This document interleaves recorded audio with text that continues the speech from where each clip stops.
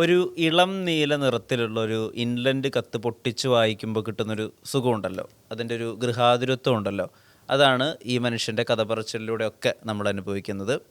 രാഹുൽ രാമചന്ദ്രനാണ് ചേരുന്നത് close and personal podcast സീരീസിൽ അതിഥിയായി. നമസ്കാരം. നമസ്കാരം. നമസ്കാരം. നമുക്ക് പല രീതിയിൽ രാഹുൽ എന്നുള്ള മനുഷ്യനെ അറിയാം. ഡയറക്ടറായിട്ട് അറിയാം, ശ്രീവിദ്യയുടെ പാർട്ട്ണറായിട്ട് ഒരുപാട് പേർക്ക് അറിയാം. അതാണ് എനിക്കൊന്ന് ഏറ്റവും കൂടുതൽ അറിയാന്നുള്ളത് അതായിരിക്കും. അതെ, ഇതിനപ്പുറത്ത് ഇത്രയും സൂത്തിങ് ആയിട്ട് സംസാരിക്കുന്ന ഒരു സ്റ്റോറി ടെല്ലറായിട്ട് അധികം ആളുകൾക്ക് അറിയില്ലായിരുന്നു. എനിക്കും അറിയില്ല. ഇതെങ്ങനെയാണ് ഇത് കണ്ടുപിടിച്ചത്? ഡിസ്കവറിങ് എവിടെ നിന്നാണ്? ഭയങ്കര രസം അത്.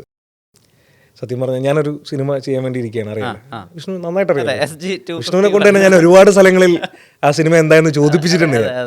അപ്പോൾ സുരേഷ് ഗോപി സാറിൻ്റെ 251ാമത്തെ ചിത്രം സംവിധാനം ചെയ്യാൻ വേണ്ടിയിട്ട് ഇരിക്കുകയാണ്. കഴിഞ്ഞ 6 വർഷമായി അതിൻ്റെ പുറകെ പല പല കാരണങ്ങളാൽ ഇങ്ങനെ എല്ലാം ആയി തുടങ്ങിയില്ല എന്ന് പറഞ്ഞ് നിൽക്കുന്ന രീതിയിൽ വരെ എത്തിയിട്ടുണ്ട്.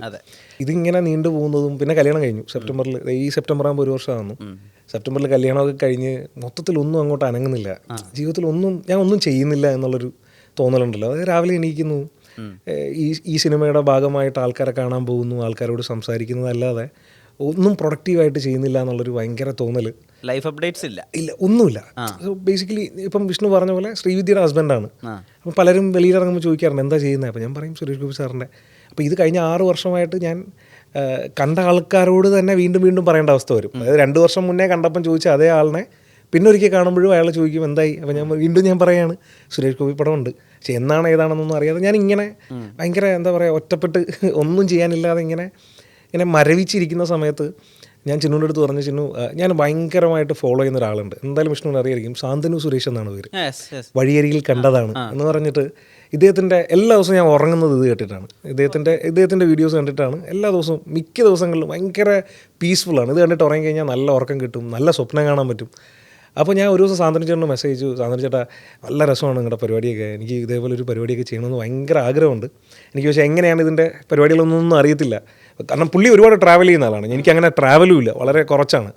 പക്ഷേ ഞാൻ നോക്കുമ്പോൾ കല്യാണത്തിന് ശേഷം എൻ്റെ ട്രാവൽ കൂടിയിട്ടുണ്ട്. അതായത് കാസർഗോഡ് മുതൽ തിരുവനന്തപുരം വരെ എന്ന് പറയുന്നത് അതെ ചെറിയൊരു ട്രാവൽ അല്ല, എല്ലാവർക്കും കിട്ടുന്ന ട്രാവലും അല്ല. വർഷത്തിലൊക്കെ ഒരിക്കലായിരിക്കും ബാക്കിയുള്ളവർ പോകുന്നത്. പക്ഷേ എനിക്കിത് എല്ലാ ആഴ്ചയിലും ഉണ്ട്, ചെയ്തേ പറ്റുള്ളൂ.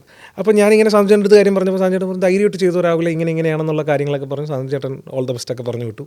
അപ്പോൾ ഞാൻ ചിന്നുവിൻ്റെ പറഞ്ഞു, ചിന്നു അപ്പം സെക്കൻഡ് ഹണിമൂൺ പോകാനായിട്ട് പ്ലാൻ ചെയ്തിരിക്കുകയാണ് ബാലിയിലോട്ട്. അപ്പോൾ ഞാൻ ചിന്നുവിൻ്റെ പറഞ്ഞു, ചിന്നു ബാലി ഞാൻ എന്തായാലും ഉപയോഗിക്കാൻ പോവുകയാണ്.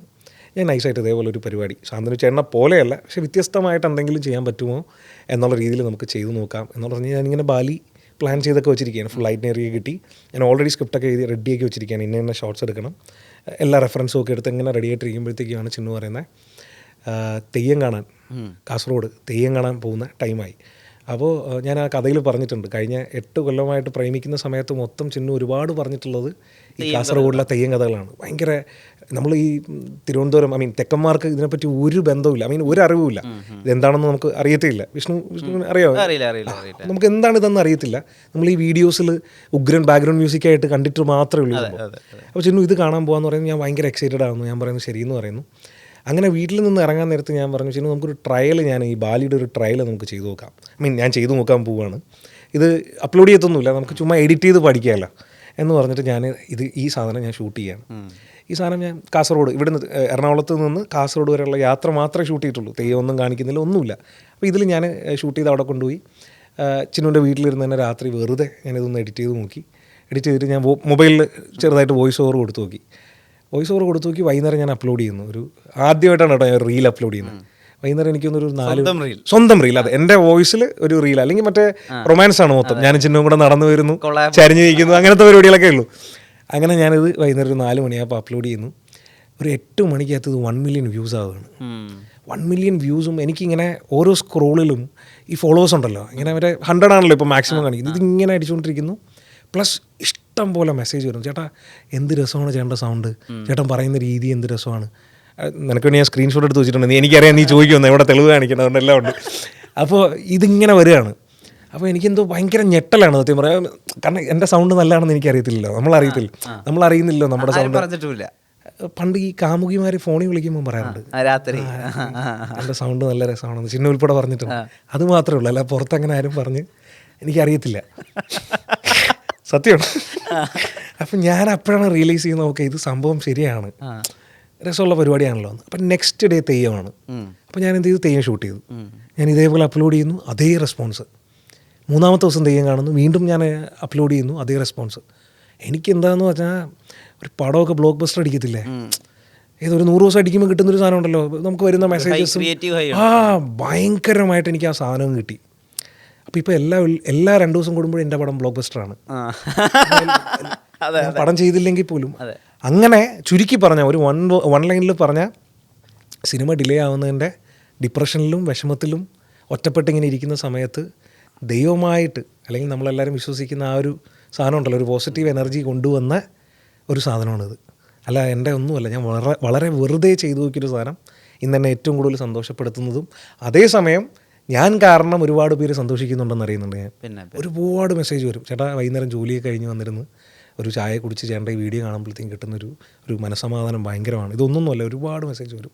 ഇന്ന് രാവിലെ ഇറങ്ങാൻ നേരത്തും വന്നു, വിഷ്ണുവിനെ അറിയാമെന്നുള്ള ഒരാൾ എനിക്ക് മെസ്സേജ്, അത് ഇപ്പം വിഷ്ണു പറഞ്ഞല്ലോ, എനിക്ക് ഒരുപാട് മെസ്സേജ് വരും. വിഷ്ണു ഭയങ്കര രസകരമായിട്ടുള്ള, ഏറ്റവും രസമുള്ളൊരു മെസ്സേജ് ഞാൻ പറയട്ടെ, മെനഞ്ഞാന്ന് വന്നതാണ് കേട്ടോ. എനിക്കൊന്നൊരു വെളുപ്പംകാലം 3 മണിയൊക്കെ ആയപ്പോഴാണ് ഈ മെസ്സേജ് വരുന്നത്. ഞാൻ രാത്രി ഇരുന്നാണ് എഡിറ്റിങ്ങും പരിപാടിയൊക്കെ. അപ്പം 3 മണിക്ക് ഈ മെസ്സേജ് വരികയാണ്. ഒരു പെൺകുട്ടിയാണ്, പെൺകുട്ടിയുടെ മെസ്സേജ് ആണ്, ചേട്ടാ ഞാനിപ്പം സ്വപ്നത്തിൽ നിന്ന് ഞെട്ടി എണീറ്റു. ഞാൻ വേണമെങ്കിൽ കാണിച്ചു തരാട്ടുണ്ട്. ഞാൻ സ്വപ്നത്തിൽ നിന്ന് ഇപ്പം ഞെട്ടി എണീറ്റു ചേട്ടാ, വേറൊന്നുമല്ല, ഞാനൊരു സ്വപ്നം കണ്ടു, ചേച്ചിയും ചേട്ടനും ആദ്യത്തെ കുഞ്ഞിൻ്റെ ഡെലിവറി കഴിഞ്ഞിട്ട് ആ കുഞ്ഞിനെയും ചേട്ടൻ പിടിച്ചുകൊണ്ട് വെളിയിൽ നിൽക്കുന്നു. ചേച്ചി 2ാമത് പ്രഗ്നൻ്റ് ആണ്, ചേച്ചി അകത്തുണ്ട്, ചേച്ചി പ്രഗ്നൻസി കഴിഞ്ഞൊരു പെൺകുഞ്ഞ് ചേട്ടന് കിട്ടുന്നു, നേഴ്സ് ചേട്ടൻ്റെ കയ്യിൽ പെൺകുഞ്ഞിനെ കൊണ്ടുവരുന്നു. ആ മൊമെൻറ്റ്സ് ഞാൻ സ്വപ്നം കണ്ടു. അതായത് ഈ കുട്ടി റീലാക്കിയിട്ട് അവൾ ആ കുഞ്ഞ് ആ പെൺകുട്ടി സ്വപ്നം കണ്ടു. അതായത് ഞങ്ങളുടെ ലൈഫ്, ഞങ്ങൾ കാണുന്ന സ്വപ്നം അവൾ കണ്ടു എന്ന് പറയുന്നതിൻ്റെ അർത്ഥം എന്ന് പറഞ്ഞാൽ അവരുടെ ലൈഫിൽ നമ്മൾ രണ്ടുപേരും, ഞാൻ കാരണം ചിന്നു, അല്ലെങ്കിൽ ചിന്നു കാരണം ഞാനും, അവരുടെ ലൈഫിൽ ഒരുപാട് ഇമ്പാക്റ്റ് ഉണ്ടാക്കുന്നുണ്ടാവും, അവർക്ക് ഒരുപാട് സന്തോഷം കിട്ടുന്നുണ്ടാവും. അതുകൊണ്ടായിരിക്കുമല്ലോ അവർ ആ സ്വപ്നം കണ്ടേ. എനിക്ക് ഭയങ്കര സന്തോഷമായി. ഞാൻ പറഞ്ഞു, എൻ്റെ പൊന്നുമോളെ, ഞാൻ പോലും കാണാറില്ല അങ്ങനെ. മനസ്സിലായി, നമ്മൾ കുഞ്ഞുങ്ങളുടെ കാര്യമൊക്കെ കാണും, പക്ഷേ ഇത് ഞാൻ പോലും കാണാത്തൊരു സ്വപ്നം നമുക്ക് വേണ്ടിയിട്ട് ആരാന്ന് പോലും അറിയാത്ത ഒരാൾ കണ്ടിട്ട് മെസ്സേജ് ചെയ്യുകയാണ്. അങ്ങനെ എനിക്ക് ഭയങ്കര, അങ്ങനെ ഒരുപാട് മെസ്സേജ്. ചേട്ടാ ഞാൻ വീട്ടിൽ ഹസ്ബൻഡുമായിട്ട് ഒരുപാട് പ്രശ്നങ്ങളൊക്കെ ആയിട്ട് ഭയങ്കര ഡിപ്രഷനിലിരിക്കുമ്പോൾ ചേട്ടൻ്റെ വീഡിയോ അറിയാണ്ട് കണ്ടുപോയി. അങ്ങനെ ഇരുന്ന് ഞാൻ മൊത്തം വീഡിയോസും കണ്ടു. ഭയങ്കര സൂതിങ് ആണ് കേട്ടോ, എനിക്കിങ്ങനെ ഭയങ്കര റിലാക്സിങ് ആണ്.